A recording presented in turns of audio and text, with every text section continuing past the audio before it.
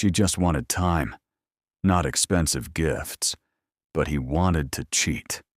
Emma was 22, a university student in Boston. She wasn't the kind of girl who cared about luxury. Her happiness came from small things. A late-night walk under the city lights, a coffee shared on a rainy day, or listening to her favorite song while lying on the grass. When Ryan entered her life, she thought she had finally found someone who understood her simple dreams. He was confident, charming, and seemed to know exactly what to say to make a girl smile. In the beginning, Ryan was everything a boyfriend was supposed to be, at least on the surface. He would surprise her with roses delivered to her dorm. He bought her expensive perfumes, branded shoes, even the latest iPhone. Her friends looked at her with envy. "Emma, you've hit the jackpot," one of them whispered, running her fingers over the diamond necklace Ryan had given her. But Emma only smiled politely, because deep down she wasn't happy. She didn't want jewelry. She didn't want a $1,000 phone. She wanted something far rarer, his time. At first, she ignored it. The unanswered calls, the late replies, the canceled plans. He would say, "Babe, I'm busy with work." Or, "Sorry, just one of those days. I'll make it up to you." And then the next day, a gift would appear. A bracelet, a pair of heels, as if money could cover the empty silence of his absence. Emma tried to convince herself it was okay. Maybe this is just how love works when you're with a busy man. Maybe I should be grateful. He cares in his own way. But her heart knew better. One cold Friday evening, Emma waited for Ryan at their favorite cafe. She had dressed up, not for the world, but for him. She ordered his favorite caramel latte, the one he always teased her about for being too sweet. But he never showed up. Hours later, her phone buzzed. Not a message from Ryan, but from her best friend, Lily. "Emma, I hate to be the one to tell you this, but Ryan isn't who you think he is. I saw him tonight, with another girl. They looked close."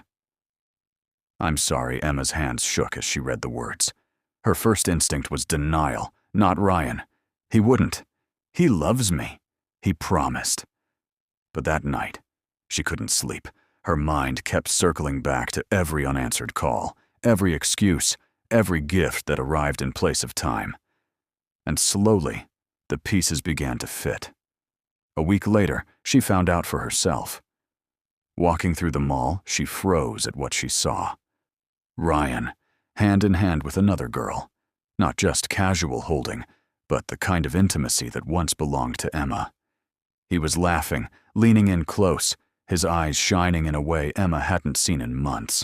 And then, the final cut. The girl carried a shopping bag. Inside, the same perfume Ryan had given Emma just weeks ago. Her chest tightened. She felt the world spin. It wasn't just suspicion anymore. It was truth. And truth hurts more than any rumor ever could. Emma didn't confront him. She didn't scream, didn't cry in front of him, didn't demand answers. Because when betrayal is that clear, words lose their power.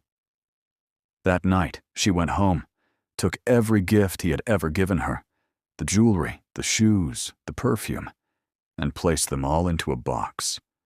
She set the box in the corner of her room, like a graveyard of broken promises. Then, she opened her diary and wrote the words she couldn't say aloud. "I never needed diamonds. I never needed gifts. All I ever asked for was your time. But while I was waiting for your voice, you were whispering to someone else. While I was dreaming of forever, you were planning your escape. Now I see it clearly. Love isn't about what you buy. It's about what you give of yourself. And you gave me nothing that mattered." Days turned into weeks. Ryan called, texted, even showed up at her door once. But Emma never opened it. She had already closed that chapter. Instead, she started spending her evenings differently. Reading at the park, painting with Lily, watching the sunset with headphones on. Slowly, she began to reclaim her peace. Because the truth about betrayal is this: it doesn't just break you, it teaches you. It teaches you who deserves your time and who doesn't. And Emma promised herself something that night. Next time, she wouldn't be blinded by roses and rings. She would wait for the boy who gave her not diamonds, but devotion. Not promises, but presence. Not gifts, but his heart.